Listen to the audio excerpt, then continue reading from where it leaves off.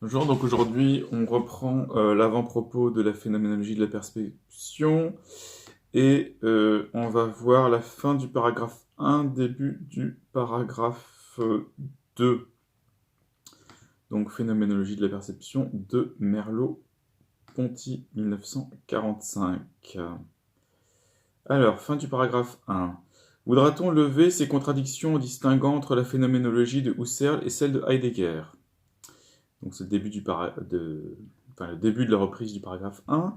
Donc il y a une contradiction, on l'a dit dans la précédente vidéo, entre l'attitude scientifique de recherche des essences dans une mise entre parenthèses du monde euh, que l'on trouve dans la phénoménologie, et le rapport direct à un monde vécu toujours déjà là. Alors, une solution facile serait d'opposer une phénoménologie transcendantale de Husserl à une phénoménologie existentialiste de Heidegger. Le problème, c'est que Sein und Zeit 1927 de Heidegger est en fait le prolongement de remarques sur le monde de la vie que l'on trouve déjà chez Husserl à la fin de sa vie. Et c'est précisément le thème de la phénoménologie selon Husserl lui-même. Donc s'il y a une contradiction, elle est chez Husserl.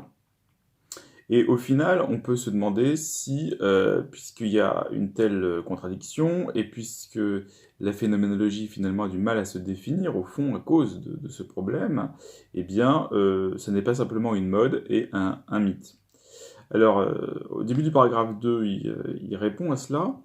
Même s'il en était ainsi, il resterait à comprendre le prestige de ce mythe et l'origine de cette mode, et le sérieux philosophique traduira cette situation en disant que la phénoménologie se laisse pratiquer et reconnaître comme manière ou comme style, elle existe comme mouvement avant d'être parvenue à une entière conscience philosophique.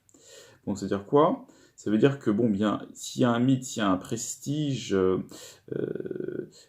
ou une mode, eh bien, c'est qu'il y avait quelque chose. Alors, qu'est-ce qui a fait que ça a pris, même si au fond, il n'y a pas d'intérêt philosophique? Eh bien, il y a, au-delà des divergences, un style propre, et qui fait que la phénoménologie, c'est avant tout un mouvement, ce n'est pas une école doctrinale. Le moment de l'école, c'est le moment où finalement ce mouvement prend pleinement conscience de lui-même avec Husserl, mais il est déjà en germe chez Hegel, Kierkegaard, Marx, Nietzsche et Freud, nous dit Merleau-Ponty. Alors, comment le prouver? Donc il continue. Un commentaire philologique des textes ne donnerait rien. Nous ne trouvons dans les textes que ce que nous y avons mis, et si jamais l'histoire a appelé notre interprétation, c'est bien l'histoire de la philosophie. Donc le problème ici, c'est qu'on pourrait essayer de faire une recherche philologique dans les mots, dans les expressions, dans les concepts, dans les thèmes, qui permettrait de trouver des critères de définition de la phénoménologie.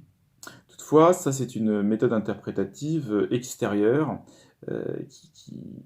qui impose en fait au texte une démarche intellectualiste.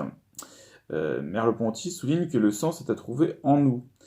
Pourquoi? Parce que on peut le voir déjà d'expérience qu'en lisant Husserl ou Heidegger, bien des gens ont eu le sentiment de reconnaître quelque chose qu'ils attendaient. Et au final, la phénoménologie n'est accessible qu'à une méthode phénoménologique. Et donc, ce qu'il faut faire, il faut euh, trouver dans la phénoménologie la manière dont les thèmes se nouent comme ils se nouent dans le monde de la vie, précisément, spontanément, et sans qu'il y ait une démarche de reconstruction.